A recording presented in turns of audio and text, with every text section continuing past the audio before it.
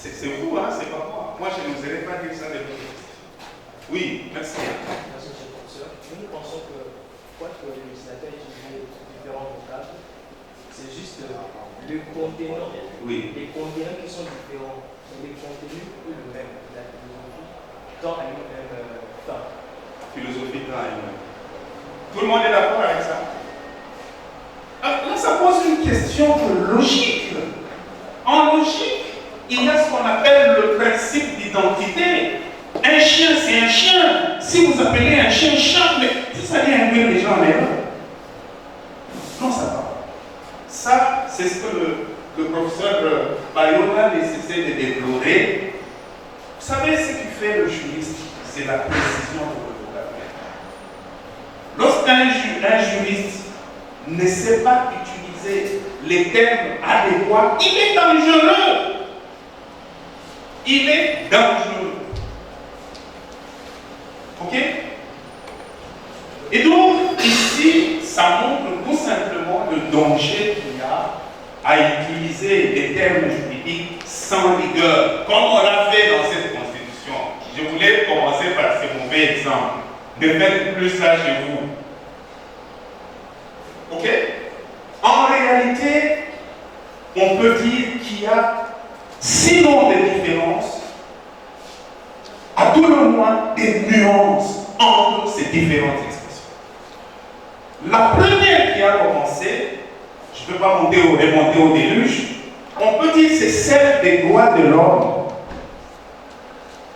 Prenez la déclaration française de 1789, 26 août 1789. Comment on l'appelle? Déclaration des droits de l'homme et du citoyen.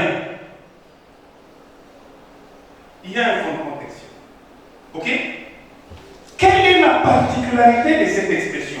Au départ, l'expression droit de l'homme, elle n'a pas de portée juridique. C'est une expression d'ordre philosophique. Voilà pourquoi j'ai répété les problèmes. Parce que je pensais que nous étions ici devant des juristes. Donc, pardon-moi. Ok? Initialement, cette expression-là, elle est d'ordre plus philosophique que juridique. Vous voulez un autre exemple? Une autre preuve? Prenez la Déclaration universelle des droits de l'homme, 10 octobre, 10 décembre 1948. Lisez cette déclaration. Elle dit elle-même c'est un idéal commun à atteindre.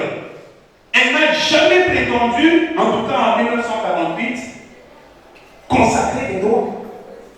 Elle ne s'est jamais située sur le terrain du droit. Elle se situe sur le terrain politique et sur le terrain philosophique. On est d'accord?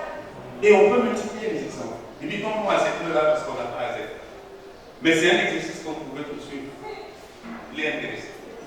Ça peut même faire l'objet d'un article. Juste ça. Tout un article là-dessus. Voilà. Cette acception philosophique de l'expression. Voilà.